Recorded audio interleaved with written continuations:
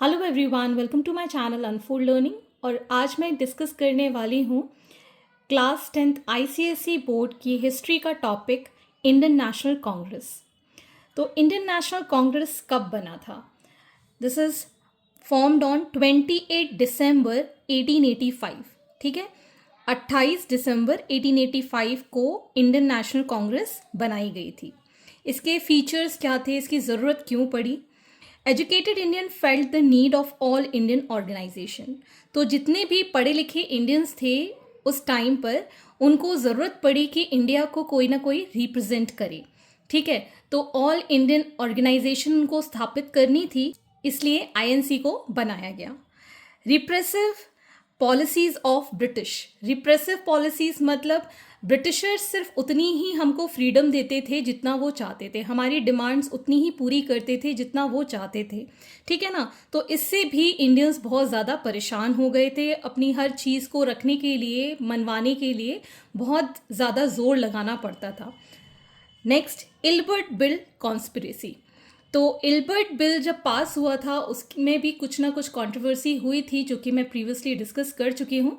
तो यहाँ पर आप देख सकते हैं कि ये 3 कारण थे कि इंडियन नेशनल कांग्रेस या फिर आईएनसी को बनाने के लिए हमने एफर्ट डाले। और इसके जो फाउंडर थे वो थे Alan Octavian Hume. Alan Octavian Hume, जो कि एक रिटायर्ड ब्रिटिश ऑफिशियल थे। इनको हम एओ ह्यूम के नाम से भी बहुत सारी बुक्स में आप पढ़ पाएंगे। तो सबसे इम्पॉर्टेंट चीज़, आईएनसी कब बनी थी? 28 दिसंबर 1885 में। इसके फाउंडर थे एओ ह्यूम, जो कि एक रिटायर्ड ब्रिटिश ऑफिशियल्स थे। और ये जो word INC, that is Indian National Congress, जो थी वो दादा भाई नारोजी ने दिया था। ये जो आईएनसी जो वर्ड था वो दादा भाई नारोजी ने दिया था, जो कि हमारे इंडिया के द ग्रैंड ओल्ड मैन के नाम से भी जाने जाते हैं। दादा भाई नारोजी को ये टाइटल दिया गया था, the grand old man in India. उस टाइम पे वाइसरॉय थे लॉर्ड डफरिन। ठीक, तो इतनी चीज़ें आपको इसके बारे में पता होनी बहुत ज़्यादा ज़रूरी है। नेक्स्ट वी हैव इसकी फर्स्ट मीटिंग, आईएनसी की फर्स्ट मीटिंग कहाँ हुई थी? ओरिजिनली प्रपोज्ड एट पूना, जो कि अभी पुणे के नाम से जाना जाता है, and was shifted due to the outbreak of plague. तो इस मीटिंग को हमें पूना में रखना था, लेकिन ये शिफ्ट कर दी गई थी क्योंकि प्लेग बहुत फैल रहा था उस समय, कॉलेरा बहुत ज़्यादा फैल रहा था, महामारी टाइप की उस टाइम चल रही थी। तो ये जो फर्स्ट मीटिंग थी वो शिफ्ट करके गोकुल दास तेजपाल संस्कृत पाठशाला एट बॉम्बे शिफ्ट कर दी गई थी। तो फर्स्ट मीटिंग ओरिजिनली पूना में होनी थी, लेकिन शिफ्ट कर दी गई थी कहाँ पर? गोकुल दास तेजपाल संस्कृत पाठशाला एट बॉम्बे, मुंबई। तो ये नाम आप याद रखेंगे कि पहली मीटिंग बॉम्बे में हुई थी, जो कि मुंबई के नाम से आजकल जाना जाता है, जो कि गोकुल दास तेजपाल संस्कृत पाठशाला एट बॉम्बे पे करी गई थी। उस टाइम इसके फर्स्ट प्रेसिडेंट थे WC बनर्जी। ठीक है, फर्स्ट प्रेसिडेंट उस टाइम के थे WC बनर्जी। और इसमें 72 delegates from all over the country attended. तो 72 जो डेलीगेट्स थे या पार्टिसिपेंट थे वो वहाँ पर पहुँचे इस मीटिंग को अटेंड करने के लिए, जिसमें कि बॉम्बे और कलकत्ता से बहुत सारे लोग आए हुए थे, जिसमें most were lawyers and no women delegates. तो पहली जो मीटिंग हुई थी उसके प्रेसिडेंट थे WC बनर्जी, और उसमें 72 डेलीगेट्स ने पार्टिसिपेट किया था। और बॉम्बे कलकत्ता से ज़्यादातर लोग आए थे जो कि लॉयर्स थे, और किसी भी वुमेन ने पार्टिसिपेट नहीं किया था। अब आ जाते हैं हम सेकेंड मीटिंग पर। सेकेंड मीटिंग कलकत्ता में, जो कि आजकल कोलकाता के नाम से जानी जाती है, इसके जस्ट एक साल के बाद 1886 में हुई, जिसको प्रिसाइड किया था, जिसके प्रेसिडेंट थे दादा भाई नारोजी, जिसमें कि 72 डेलीगेट्स से बढ़कर 434 डेलीगेट्स ने ये अटेंड की थी। तो सोचिए उस टाइम पे कितनी क्रांति थी लोगों के अंदर कि 72 डेलीगेट्स फर्स्ट मीटिंग में गए थे, उससे बढ़कर 432 डेलीगेट्स ने इनको अटेंड किया। ठीक है, अब पहला वाला तो जस्ट एक आईएनसी बनाना था, इसलिए इसका पर्पस था कि इसमें देखते हैं कितने लोग हमारी इंडिया की ऑर्गेनाइजेशन बनाना चाहते हैं। उनका पर्पस फर्स्ट मीटिंग का सिर्फ ये था कि कितने लोग चाहते हैं कि ऑल इंडिया ऑर्गेनाइजेशन बने। लेकिन जब सेकेंड मीटिंग हुई तो उनका एम चेंज हो गया, that is the Congress decided to step up provincial Congress committees in all country. जब उन्होंने देखा इतने सारे डेलीगेट्स पार्टिसिपेट कर रहे हैं तो कांग्रेस ने अब डिसाइड कर लिया था कि इसके प्रोविंशियल कांग्रेस कमिटीज जो हैं वो पूरी कंट्री के अंदर फैल जाएं, अलग अलग जगह पर वहां इंडिया के अंदर पूरी कंट्री के अंदर इसकी कमिटीज स्थापित की जाएं।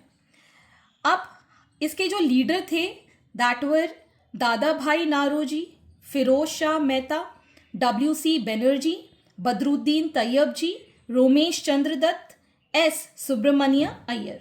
तो ये मेनली हमारे पास 6 लीडर्स थे जो इसको लीड कर रहे थे। अब यहाँ पर एक और इम्पॉर्टेंट फैक्टर आता है, that is safety wall theory. ये सेफ्टी वॉल थ्योरी क्या थी? ये A.O. ह्यूम्स के थ्रू आई थी और उन्होंने एक्सप्लेन किया था purpose of formation of ISC.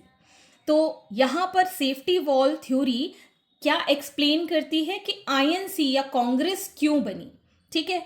तो A.O. ह्यूम का कहना था giving safety outlet to the rising discontent among the masses. तो सेफ्टी आउटलेट का मतलब हो गया, जैसे हमारे यहाँ प्रेशर कुकर होता है, प्रेशर कुकर में विसल होती है, अगर हम विसल को थोड़ा सा उठाएं, उससे गैस पास होने दें तो क्या होगा, प्रेशर थोड़ा सा कम हो जाएगा।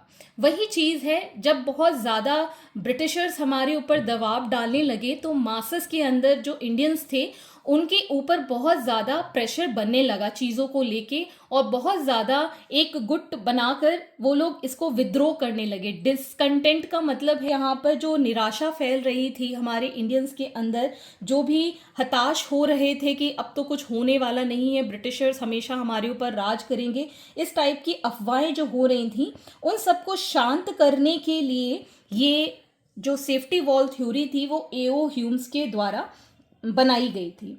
और यहाँ पर सब जो थे बहुत ही ज़्यादा आर्ग्यू कर रहे थे, इंडियंस बहुत ही ज़्यादा डरे हुए थे यूनियन ऑफ नेशनलिस्ट के साथ, और उनके अंदर निराशा जो फैल रही थी पीजेंट्री वगैरह में, ठीक है, तो उसको वो कम करना चाहते थे, और आईएनसी एक तरीके से इसको घटा सकती थी, उसको प्रिवेंट कर सकती थी। नेक्स्ट इसके अंदर इंपॉर्टेंट पॉइंट है एम्स ऑफ आईएनसी। एम्स क्या है आईएनसी के? promote, encourage and build cordial relation between the political workers in different part of the country। तो जो भी पॉलिटिकल वर्कर काम कर रहे थे अलग अलग जगह पे, उनको आपस में एक कॉर्डियल रिलेशन बना के चलना होगा, अपनी विचारधारा एक दूसरे के साथ शेयर करनी होगी, ताकि हम अपने आप के जो पावर्स हैं एक दूसरे को बता पाएँ, समझा पाएँ। तो ये सारे पॉलिटिकल वर्कर्स थे, वो आपसदारी में अपने विचारधारा हैं एक दूसरे के साथ कॉर्डियली काम करने के लिए डिस्कस कर पाएँ। साथ ही में inculcating feeling of national unity irrespective of caste, class, religion etcetera. और हमारे अंदर इंडियंस के अंदर एक यूनिटी पैदा करनी थी, एक राष्ट्र में के अंदर अलग अलग कास्ट, क्रीड, जो भी लोग रह रहे थे, रिलीजन के, अलग अलग रीजन के, अलग अलग लैंग्वेज के, उन सबको एकजुट करना था। Formulating power, demand and presenting it before the British government. और आईएनसी इसलिए भी बनाई गई थी ताकि हमारी जो भी डिमांड्स हैं हम ब्रिटिश गवर्नमेंट पे के सामने उसको रख पाएं। Mobilise public opinion and developing public awareness about unjust nature of Britishers through newspaper, article, speech etcetera.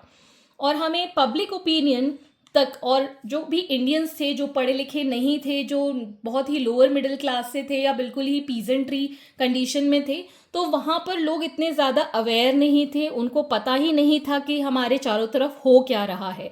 सिर्फ उनको अवेयरनेस फैलाने के लिए उनको पता होना चाहिए कि ब्रिटिशर्स हमारे ऊपर कितना अत्याचार कर रहे हैं, और ये सारी चीज़ें उनको उन तक पहुंचाने के लिए हमारे पास कुछ सोर्सेस थे, जैसे कि newspapers, articles, speeches etcetera.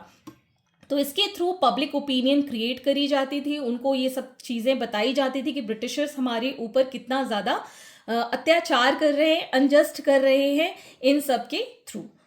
I hope आपको ये मेरा वीडियो ज़रूर पसंद आया होगा। हम हिस्ट्री हैंड रिटन नोट्स के फॉर्म में पढ़ रहे हैं।